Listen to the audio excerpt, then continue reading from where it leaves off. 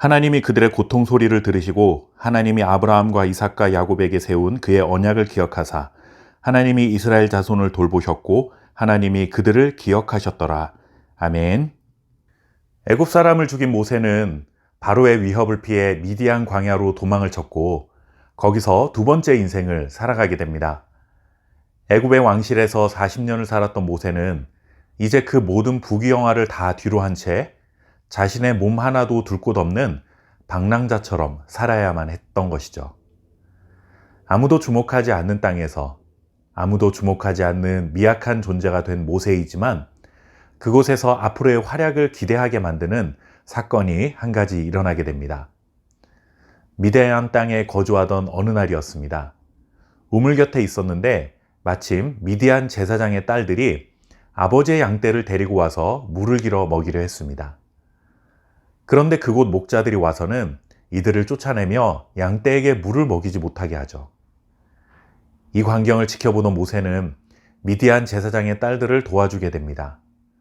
17절 말씀해 보시면 모세가 일어나 그들을 도와 라고 전하고 있는데 여기서 돕다라는 말은 구원하다라는 뜻으로 사용된 단어입니다.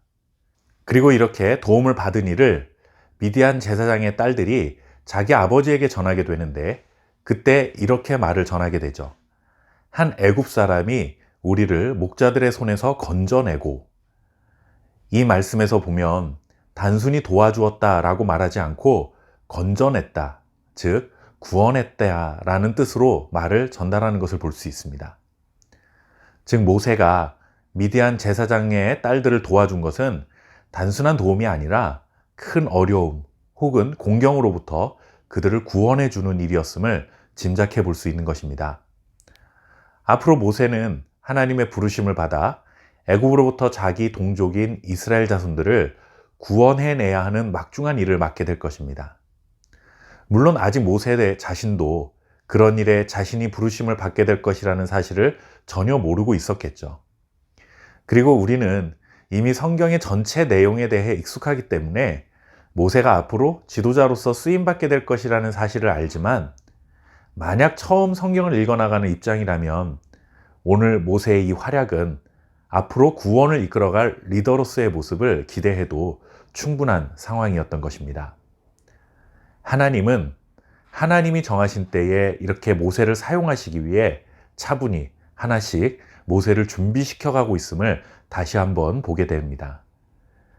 이 사건 때문에 모세는 미디안 제사장의 딸과 결혼을 하게 되고 거기서 아들까지 얻으며 안정적인 삶의 기반을 마련해 갑니다. 그리고 나서 또다시 출애굽기 역사는 40년이라는 시간을 훌쩍 뛰어넘습니다. 40세의 미디안 광야로 도망친 모세가 그곳에서 어떤 삶을 살았는지 전해주지 않는 것이죠. 이제 또다시 40년이 지나 모세가 80세가 된 해에 드디어 하나님이 전면에 등장하게 됩니다. 사실 그동안 몇 가지 사건들 속에서 하나님이 출애굽기의 역사를 써내려가고 계셨음을 짐작해 볼 수 있었지만 하나님이 무대의 중앙에 직접 나타나지는 않으셨습니다. 이런 표현이 약간은 불편할 수도 있겠지만 지금까지는 약간 숨어서 모든 것을 조종하고 계시는 듯한 인상이었던 것이죠. 그러나 이제는 하나님이 드디어 무대 중앙으로 자리를 옮기셨습니다.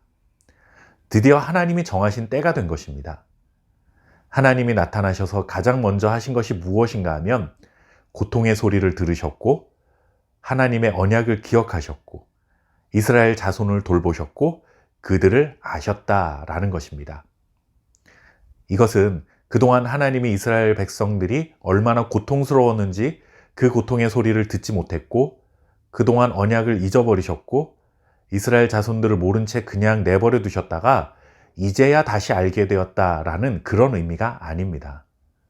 창세기에서 출애굽기로 넘어오는 400년이라는 시간, 그리고 모세가 탄생해서 궁궐에서 성장했던 40년이라는 시간, 그리고 모세가 미디안 광야에서 살았던 40년이라는 시간, 성경은 그 시간들에 대해 침묵하고 있고 마치 하나님은 그 시간 동안 아무것도 기억하지 못한 채 이스라엘 백성들을 모른 척 하신 것처럼 이야기가 전개되고 있지만 오늘 말씀에 들으시고 기억하시고 돌보시고 아셨다라는 이 말씀을 통해 그 모든 침묵의 시간은 정말 침묵했던 시간이 아니라 하나님이 모든 것을 듣고 계셨고 기억하고 계셨고 돌보고 계셨고 그들을 알고 있었다.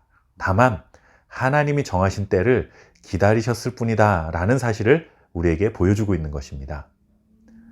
하나님이 나에게 침묵하시는 것 같은 답답한 순간들을 맞이할 때가 있습니다. 때로는 숨어서 우리가 하나님의 손길을 느끼지 못하도록 조용히 돕고 계실 수도 있습니다. 그러나 하나님은 절대로 우리를 잊지 않으시고 우리를 향한 약속도 잊지 않으십니다. 우리가 얼마나 고통스러운지 다 지켜보고 계시며 그 속에서 신음하는 소리도 듣고 계시는 분입니다.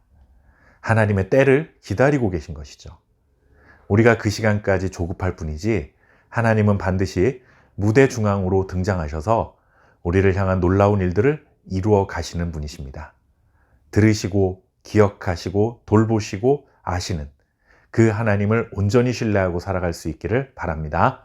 감사합니다.